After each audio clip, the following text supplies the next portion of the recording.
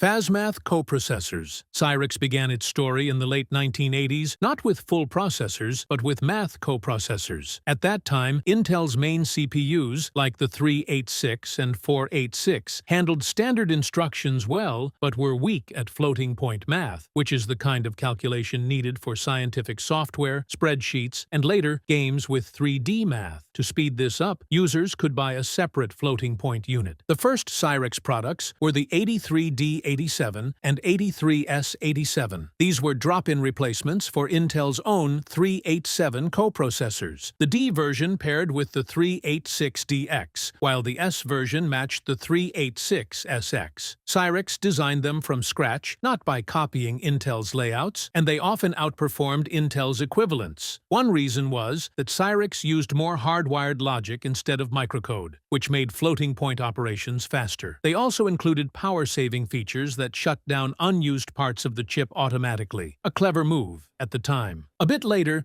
Cyrix followed with the CX487 DLC and CX487S. These matched with Cyrix's own 486 upgrade CPUs, which we will cover next. Essentially, they extended the life of older systems, letting users pair a faster CPU upgrade with a math coprocessor if they needed floating-point power. By the early 1990s, the FasMath line had built Cyrix's reputation. Faster or cheaper than Intel's parts, compatible enough to drop into existing sockets, and appealing to budget-minded users. This foothold gave Cyrix the confidence to move from being just a sidekick math chip supplier into making full CPUs. CX486 SLC family. In 1992, Cyrix released its first full CPUs, the CX486 SLC series. These were designed as drop-in upgrades for systems that originally used the Intel 386SX processor. The 386SX was a cost-reduced version of the 386 with a 16-bit external bus, so Cyrix built their SLC chips to fit that socket while bringing in the newer 486 instruction set. The original SLC contained a small Level 1 cache of 1 kilobyte, which gave it an edge compared to Intel's own low-end parts. Although it was sometimes nicknamed half a 486, it gave older 386SX machines a big performance lift at a reasonable cost. Cyrix followed this with the SLC2, which was a clock-doubled version. That meant if your system ran at 25 MHz, the internal CPU core could run at 50 MHz, improving performance without changing the motherboard. Then came the SLC/E, a more efficient revision with lower power consumption, which became popular in laptops because it extended battery life. To make upgrades even easier, Cyrix also sold clip-on versions called the SRX2 modules. These sat directly on top of existing 386 processors, effectively turning them into faster 486 class systems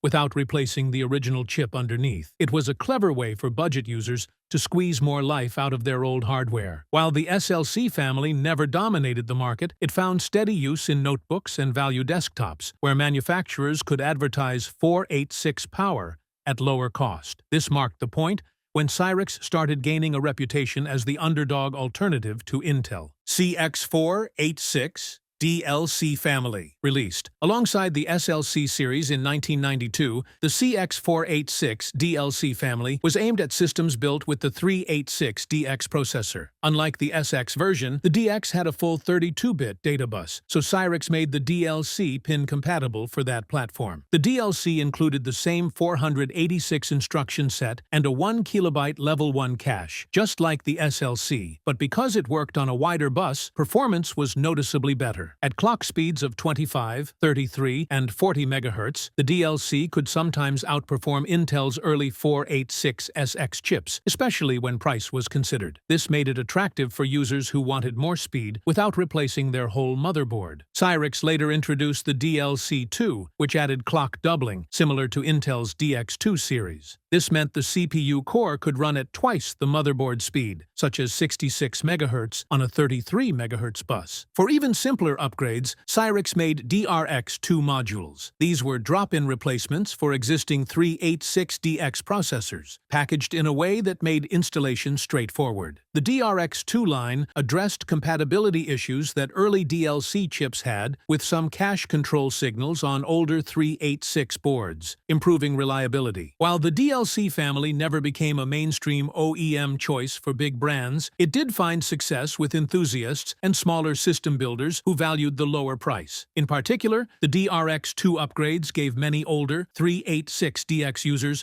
a bridge into the 486 era without major expense. CX486 line. Cyrix entered the mainstream desktop market in 1993 with the CX486S, followed by DX, DX2, and later the DX4100. These were pin-compatible with many existing 486 motherboards, which made them practical drop-in upgrades. The CX486S targeted systems that originally used Intel's 486SX. It implemented the full 486 instruction set and included on-chip Level 1 cache. Its main advantage was compatibility with 5-volt motherboards that early adopters already owned. That meant users did not have to replace the board or power regulation to upgrade. The DX and DX2 versions added higher clocks. DX2 used clock doubling. The motherboard might run at 33 MHz, while the CPU core ran at 66 MHz. This delivered a clear speed boost in everyday Windows and DOS applications without changing the platform. In general, these chips performed slightly below comparable Intel and AMD parts at the same nominal rating, but they were priced aggressively and worked in a wide range of older boards, which was a key selling point for budget builds. The DX4100 used clock tripling on a 33 MHz bus to reach 100 MHz. Despite the 4 in the name, it was still part of the 486 generation, not a 4 times multiplier. With proper motherboard support for write-back cache and voltage, the DX4100 could make a mid-range 486 system feel close to entry-level Pentium territory for office tasks and older games, while keeping costs low. External Level 2 cache on the motherboard still mattered for best results, so systems with larger and faster board cache benefited the most. Cyrix 5x86 M1SC. In late 1995, Cyrix released the 5x86, codenamed M1SC.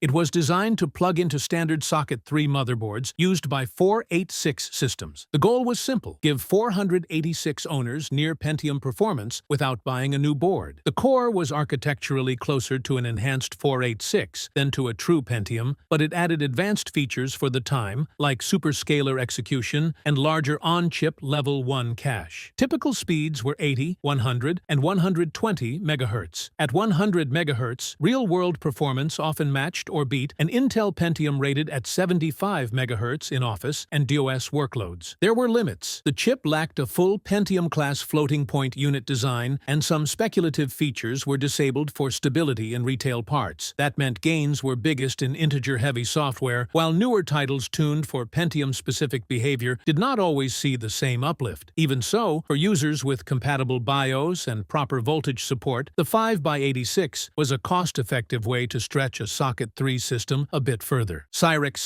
6x86 M1. The 6x86, codenamed M1, launched in October 1995. This was Cyrix's first true attempt at a 5th-generation processor to rival Intel's Pentium. It fit standard socket 7 motherboards and was marketed aggressively as a Pentium killer. On paper, the 6x86 had excellent integer performance. In many business and productivity benchmarks, it outperformed Intel's Pentium at the same clock speed. The architecture borrowed concepts usually seen in higher-end designs, such as register renaming, speculative execution, and advanced branch prediction, which allowed it to process Windows and Office software very efficiently. To address the fact that its raw clock speeds were lower, Cyrix and its partners introduced the Performance Rating System, or PR rating. For example, a 6x86 running at 100 MHz might be sold as a P120+, meaning it delivered performance similar to a Pentium 120 in business tests. This system caused some confusion, but became widely adopted by Cyrix, AMD, and others at the time. However, the 6x86 had a major weakness: its floating-point unit. While the integer side was strong, the floating-point performance lagged far behind Intel. This was not a problem for word processors or spreadsheets, but it became critical with the rise of 3D gaming. Titles like Quake, released in 1996, depended heavily on floating-point math. On Cyrix CPUs, Quake ran poorly compared to Intel Pentiums or AMD's K5 and later K6 6, damaging Cyrix's reputation among gamers. Another drawback was heat output. Early 6x86 parts running at 3.5 volts generated much more heat than comparable Intel chips, requiring larger cooling solutions. Later revisions at 2.8 volts improved this, but the damage to perception was already done. Despite these issues, the 6x86 briefly put Cyrix at the front of the performance charts in business applications, even surpassing Intel in some reviews. For a moment, it looked like Cyrix could truly challenge the market leaders. 6x86.